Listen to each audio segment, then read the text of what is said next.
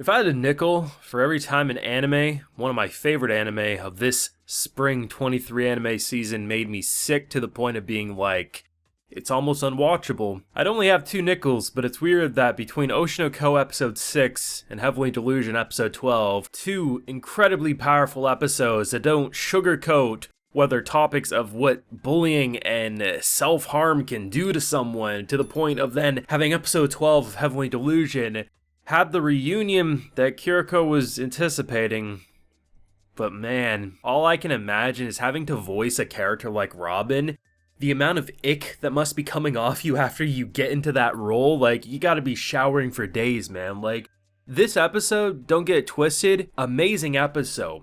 Doesn't sugarcoat such a touchy subject matter. You just immediately wish that the gun was there so that this mofo could get blasted into absolute oblivion, because not only did he take advantage of a child that he once knew, the fact that he kept making him look into the mirror saying, watch me do this to your sister's body as you can't do anything about it. Absolute disgusting. Your stomach's just turning and turning to the point of being like, what the how do you get so broken? And I don't know where the hell we go with a character like this, but that gun need to be drawn ASAP. Full live reaction to this. I don't even know how to describe it. A very good episode, but absolutely disgusting episode, available on my Patreon, especially if you want to see me go absolutely speechless when this happens. If you want to consider supporting, head on over there and you can see that full live reaction. This was, you just want to see this mofo die. Like, that's the immediate reaction. Like, obviously there was some weirdness, and once they start ripping the tomato and almost symbolizing something being like, you know, it's juicy and it's ripping in a very provocative way, I was like, okay, like, are they gonna go weird where like they willingly sleep together? And no, they went even worse. And honestly, man, imagine spending, I think he said 5 years since the last time they saw each other. Imagine spending 5 years looking for Robin and you finally see him. He is apparently chief of this up and coming civilization. And all he does, the first thing he meets you, is he tells you to go have a shower, steals your clothes, and handcuffs you to the bed, and the rest you know what happens. That is beyond disgusting, man. And seriously, when you see Maru holding the gun saying, I wonder if you'll be okay without this.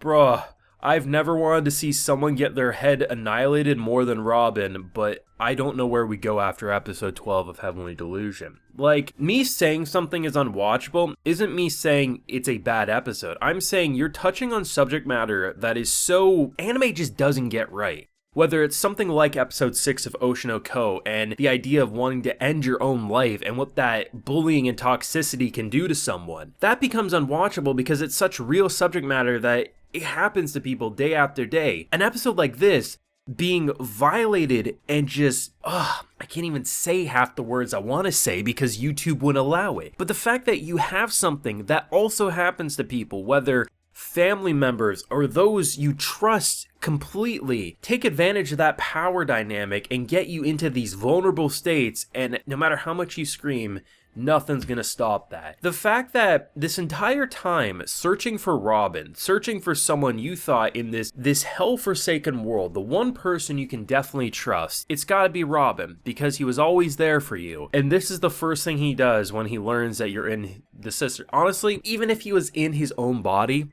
I'm not even sure that would have stopped him. He's disgusting, man. And I think the fact that the way they used symbolism, like sometimes obviously it's a little on the nose, like the shadows on the wall, the way they went back and forth between heaven and delusion this episode, they did it so much it was almost a whiplash effect. And to see the red light spinning, or the fact that the clothes on the floor to the tomato ripping, it's just all these moments, and to just see the level of not even just fear, but absolute heartbreak. This was more than just fear of what was about to happen or is currently happening. It's looking in the mirror knowing you can't preserve and protect your sister's body, but most importantly, that person you thought you could trust above all else is the one you can't trust the least. And you got such sense of fear, and it made you sick to your stomach. It was intentionally designed to not glorify this subject matter, not try to make it seem like a perverted fan servicey mess. Instead, this was such a real and disgusting moment in such a brutal world, and honestly, it hit absolutely extreme. There is a lot of stuff with Heaven this episode, which was quite intriguing, and definitely should be talking about that.